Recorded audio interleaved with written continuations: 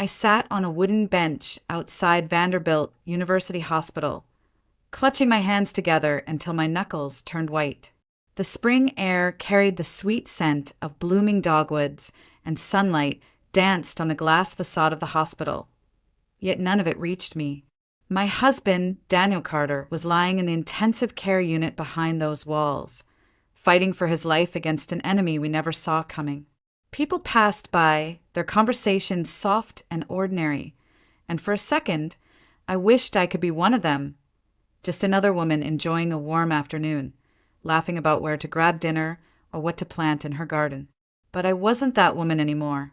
My world had narrowed to a hospital room and the relentless beeping of medical machines. Daniel used to be unstoppable. He was the kind of man who would work a 12-hour day building custom furniture, then come home and still have the energy to cook dinner and ask me about my day. He had this way of smiling that made you believe everything would be okay, even when life felt heavy. He was my safe place, my steady ground, and now, watching him fade, I felt like I was standing on quicksand. 6 months ago, we thought we had a lifetime. We talked about vacations we couldn't afford yet, a bigger house for the kids we still dreamed of having, maybe even a dog. Then Daniel came home one night pale and exhausted, brushing off his fatigue as just a long day. But the tiredness lingered, deepened, and turned into unexplained bruises and nights when he struggled to catch his breath. The doctors said words that didn't seem real: autoimmune aplastic anemia. His own body was destroying his bone marrow, shutting down the very factory that made his blood. Without a stem cell transplant, they said, there was little hope. I tried to be strong in front of him, holding his hand and whispering, "We'll get through this." But every night I cried alone in the bathroom, my sobs muffled by a towel. Because I knew something Daniel didn't. He didn't have family. He had grown up in foster care, never knowing his parents, never even knowing if he had brothers or sisters. And without close relatives, the odds of finding a donor match were almost impossible. We had joined the National Registry, but the doctors were honest. The wait could take months, maybe years, and Daniel didn't have that kind of time. Earlier today, when his doctor pulled me aside, his words gutted me. "Emily, we are running out of options. If we don't find a compatible donor soon," he didn't finish the sentence. He didn't have to. I knew what he meant. I sat there, tears streaming down my cheeks, feeling utterly useless. I was a nurse. I spent my life helping others heal, yet I couldn't heal the man I loved most. I thought about the life we had built together, our little wooden house on the edge of Nashville, the rocking chair he made for me on our first anniversary, the framed note he once wrote that still hangs by the kitchen door, "You are my always." The thought of losing him was unbearable, and still, deep down, a voice whispered that I might have to prepare for it. I hated myself for even thinking it, but grief had already started to coil its icy fingers around my heart. Then, as if the world wasn't cruel enough, I overheard something, a conversation that would change everything. I met Daniel on a night when life felt light and ordinary, long before hospitals and medical charts consumed our days. I had just finished my final exam at nursing school, exhausted but free, and my friends dragged me to a little cafe in downtown Nashville. It wasn't fancy, just an old brick building with worn wooden floors and the smell of roasted coffee that clung to everything. I remember him walking in like it was yesterday. He was carrying a paper bag of hardware from the local supply store, his jeans dusty from work, and there was this calmness about him, the kind of quiet confidence that makes you look twice. He smiled shyly when our eyes met and asked if the seat across from me was taken. We talked for 2 hours that night about everything and nothing, how he loved building furniture, how I wanted to work in pediatrics, how we both hated olives but loved peach cobbler. When he laughed, really laughed, his eyes crinkled in the corners, and something in me just knew. From that night on, Daniel became a constant in my life. He showed up with small surprises: a jar of honey from a roadside market, a wildflower bouquet wrapped in butcher paper, a new book because he remembered I'd once said I wanted to read it. He had a way of making the mundane feel like magic. 2 years later, we were standing under an old oak tree, saying our vows in front of family and friends. I wore my mother's pearl earrings, and Daniel cried openly when he saw me walking down the aisle. He wasn't the type of man who tried to hide emotion. He believed in showing love fully without hesitation. We moved into a small wooden house on the edge of town. A fixer-upper Daniel insisted he could handle himself. And he did. He spent weekends sanding floors, building shelves, and even crafted a rocking chair for me as an anniversary gift. That chair still sits on our porch, a silent witness to countless evenings of us rocking side by side, watching fireflies dance in the Tennessee twilight. Life felt full, even if it wasn't perfect. The only thing missing was children. We started trying soon after the wedding, expecting it to happen easily, like it seemed to for everyone else around us. But month after month, nothing changed. Doctors said my body wasn't cooperating, that I might never conceive naturally. We tried treatments, hormone shots, endless appointments, and eventually IVF. The first attempt failed. So did the second.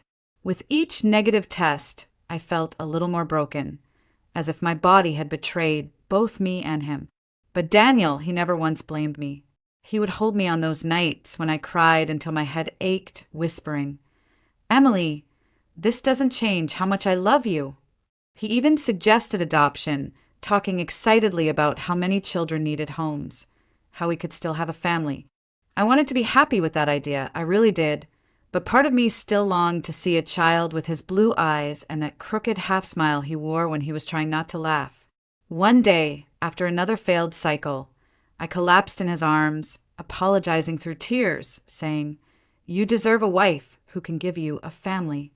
He gently tilted my chin so I would meet his eyes and said, "Emily, I didn't marry you for children. I married you for you. You are my family." That was Daniel, steadfast, kind, and selfless. He could have been angry, resentful, even distant. Instead, he chose love every single time. Looking back now, I realize how those struggles prepared us for what was coming. The nights we held each other through disappointment, the dreams we reshaped together, they became the blueprint for surviving the storm that was about to hit. Because when Daniel fell ill, the world as we knew it collapsed. And yet, even lying there weak and pale, he still tried to be the strong one. He joked about hospital food, teased me about worrying too much, and told me we'd get through this, just like we'd gotten through everything else. But deep down, I knew this was different. This was life and death. And I wasn't ready to imagine a life without him. It started so quietly that we didn't even notice at first. Daniel would come home from the shop earlier than usual, brushing off his fatigue with a smile. "Just tired, Em. Long day, that's all." But the tiredness didn't fade. It grew heavier, like something invisible was pulling him down every day. Then came the bruises. Small at first, like he had bumped into a workbench. But soon they appeared without reason, purple blotches blooming across his arms and legs. One night, I woke up to the sound of him gasping for breath, clutching his chest as if he couldn't get enough air. The nurse in me knew something was wrong. I begged him to see a doctor, and when he finally agreed, I thought it would be something simple, a vitamin deficiency, maybe stress. Instead, we were led to a hematology specialist who ordered every test imaginable. I'll never forget the moment the results came back. The doctor sat us down, his face too serious, his words deliberate. "Daniel, you have aplastic anemia. It's rare, and in your case, it's severe. Your bone marrow is shutting down." I felt like the air had been knocked out of me. Daniel just nodded, calm as always, and asked, "What do we do?" The answer was both simple and impossible. You need a bone marrow transplant. Without it, your body can't produce blood cells. But the process requires a donor match, ideally a sibling or close relative. I remember looking at Daniel, silently begging him to say there was someone, but I already knew there wasn't. Daniel had grown up in foster care, bounced from home to home, never knowing his parents or any siblings. He had no family tree to turn to, no one to call. We signed up for the National Donor Registry immediately, but the doctors were honest. It could take months, maybe longer, to find a compatible stranger. And Daniel didn't have that kind of time. The disease moved fast. He became pale, his strong hands trembling when he tried to pick up a cup. The man who once built furniture until midnight now struggled to walk across the living room. Even then, he tried to protect me. He joked about the hospital gowns, about how he'd always wanted to try that bald look once his hair started thinning from medication. At night, when he thought I was asleep, I could hear him whispering prayers under his breath, asking for strength, not for himself, but for me. I'd hold his hand in the hospital bed and force a smile, saying things like, "We're going to beat this." But inside, I was terrified. Terrified of losing him. Terrified of waking up to an empty house. Terrified of facing a life I hadn't planned for.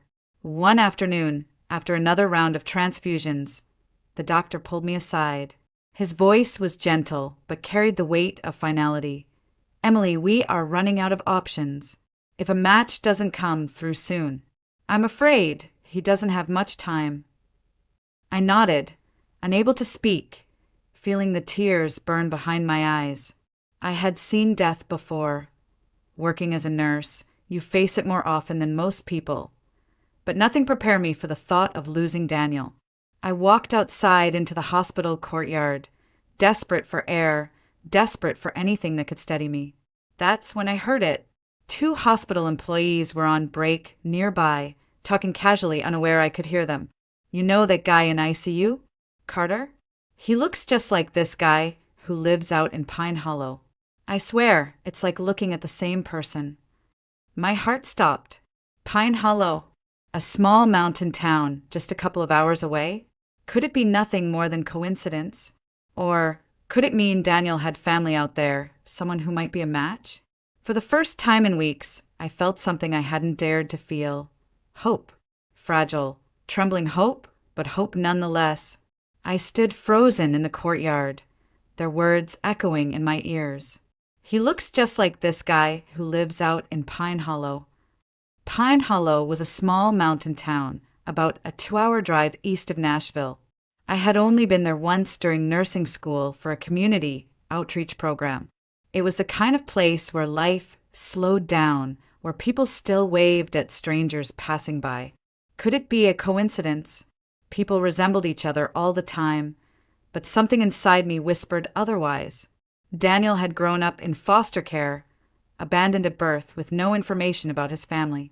He had spent years wondering if there was someone out there with his same eyes, his same crooked smile, someone who might actually share his blood. I remembered the time he almost tried to find his biological parents. We were sitting on our porch one summer night when he admitted, "Sometimes I think about looking for them, but what if they didn't want me then? Why would they want me now?" His voice had carried a quiet ache when I didn't know how to soothe. So he buried the thought, focused on building a life with me, choosing to believe that family was what you built, not what you were born into. But now, family wasn't just an abstract idea. It could mean the difference between life and death. That night, I barely slept. I sat at Daniel's bedside, holding his hand while the machines hummed softly. His skin was pale, his breathing shallow but steady. I whispered, "I'm going to fix this, Danny. I don't care what it takes." The next morning, I marched into work and filed for emergency leave. My boss, bless her heart, didn't ask many questions. She knew Daniel's situation and just hugged me before signing the form. I packed a bag, my heart pounding with a mix of dread and determination. I didn't even know the man's name, only that he lived in Pine Hollow and apparently looked like my husband. I had no plan, just a single picture of Daniel on my phone and a fragile thread of hope. Before leaving, I went to Daniel's room. He was awake, smiling faintly when he saw me. "You look like you're about to take on the world," he teased, his voice weak but warm. I kissed his forehead and whispered, "I might be." He tried to ask more, but I stopped him. "Don't worry about it, okay? Just rest. I'll be back before you know it."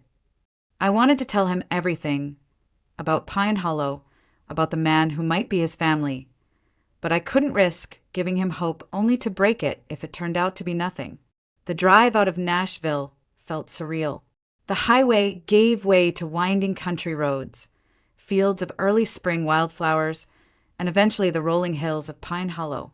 As I crossed the old wooden bridge leading into town, I whispered a silent prayer. Please let this be real. Let there be someone out there who can save him. I parked near a small general store and stepped out, clutching my phone tightly. The people here moved at a different pace, farmers loading feed sacks, an elderly woman sweeping her porch, kids riding bicycles on dusty streets. Every face I saw, I studied carefully, searching for some trace of Daniel's sharp jawline, his eyes, anything. I stopped at the general store and approached the clerk, a man in his 50s with kind eyes. Excuse me, I'm looking for someone. I don't know his name, but people say he looks like this. I showed him Daniel's photo. The man's eyes widened immediately. You're probably talking about Luke Henderson. Lives out by the cornfields on County Road 6. Yeah, he does look like that. My heart skipped. Could you give me directions? He did, and I thanked him before heading back to my car. My hands trembled on the steering wheel as I drove toward what might be the answer to every desperate prayer I'd whispered in the past few months. I didn't know if this Luke Henderson was actually related to Daniel, but I knew one thing for sure. I was about to find out. The road to County Road 6 was little more than a stretch of cracked pavement winding through tall pines and open fields. A soft drizzle began to fall, the kind that seemed to hang in the air like a fine mist, clinging to my windshield and blurring the edges of the horizon. I slowed as I spotted the mailbox with faded white letters. Henderson. The house behind it was old, weathered, and surrounded by a field of corn stubble and muddy tire tracks. A rusted swing creaked in the wind, and somewhere in the distance, a dog barked. For a moment, I sat in the car, gripping the steering wheel, my pulse thudding in my ears. What if I was wrong? What if I was about to knock on a stranger's door and make a fool of myself? But then I thought of Daniel, his frail hand clutching mine, his smile trying to hide the fear in his eyes, and I stepped out of the car. The wooden steps groaned as I climbed them. I knocked, lightly at first, then harder when no one answered. After a moment, the door creaked open. A man stood there, taller than I expected, broad-shouldered but slightly stooped, with dark blonde hair falling loosely over his forehead. His eyes my breath caught. They were the same piercing blue as Daniel's, the same shape, the same intensity. He blinked at me. "Can I help you?" His voice was deep, cautious, with a rough edge like someone who hadn't had to entertain strangers often. I held out my phone with trembling hands, showing him the picture of Daniel. This is my husband. His name is Daniel Carter. People said you look like him." The man frowned, staring at the screen for what felt like forever. His expression shifted, confusion, disbelief, and something almost painful. He rubbed the back of his neck. "Well, I'll be damned," he looked at me again, softer now. "Who are you?" "Emily. I'm his wife." He stepped aside. "You better come in." The inside of the house was humble, wood floors, mismatched furniture, the faint smell of coffee and motor oil. He gestured to a chair. "Sit. You're saying he's your husband." I nodded, clutching my bag in my lap. "He's in the hospital. He's very sick. He needs a bone marrow transplant. They said he has no family, but then I heard about you and my voice broke. I had to come." The man, Luke Henderson, as I quickly learned, sat opposite me, leaning forward, elbows on his knees. He looked at the photo again, shaking his head slowly. I think he might be my brother." Those words hit me so hard I almost couldn't breathe. "Your brother?" Luke nodded. "Our mom, she wasn't much of one, to be honest. She had a lot of kids, most with different fathers. When I was little, she had another baby, a boy. She said she wasn't keeping him, signed papers at the hospital and left him there. I was too young to do anything, but I never forgot. Always wondered what happened to him." He rubbed his face with both hands, his voice cracking. I didn't even know his name until now. My eyes blurred with tears. "Daniel's been looking for family his whole life. He thought he was completely alone. Luke's jaw tightened, and he stood abruptly. I'll do it. The transplant. I don't even need to think about it. You do that. He's my brother. If there's a chance I can help him live, of course I will. He walked into the kitchen and returned with his truck keys. When do we go? For a second, I just stared at him, stunned by how quickly he'd made the decision. In my head, I had imagined convincing him, explaining the situation, maybe even begging, but there was none of that. It was like he had been waiting for this moment without even knowing it. We left Pine Hollow that evening, the rain now heavier, streaking the windshield as Luke drove behind me in his old pickup truck. My chest felt lighter for the first time in months.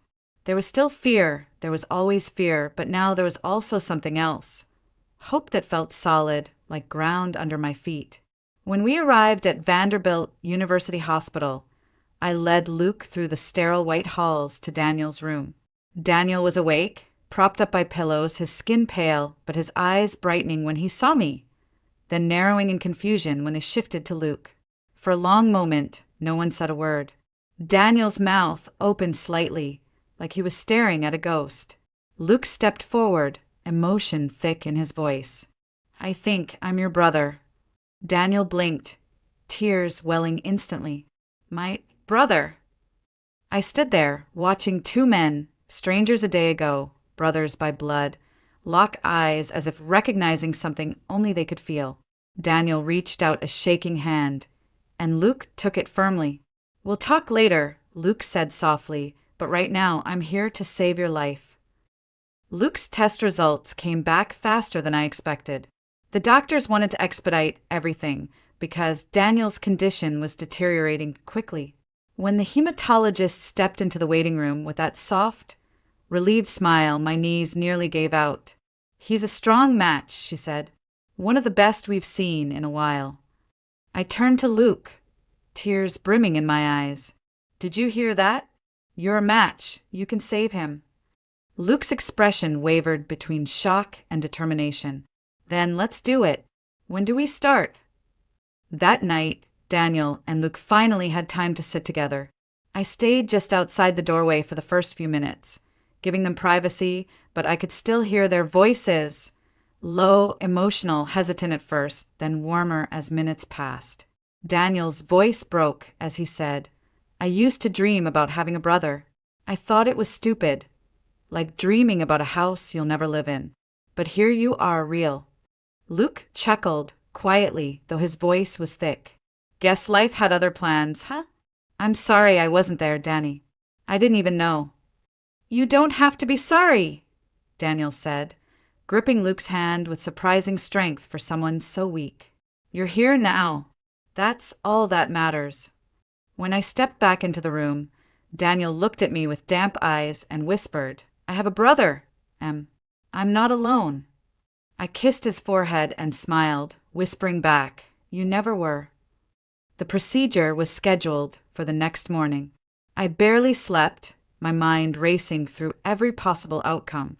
Luke was calm, even joking with the nurses as they prepped him for the donation. Never thought I'd be giving my bone marrow to a guy I met yesterday, he teased, then looked at Daniel and added softly, But I'm glad it's him.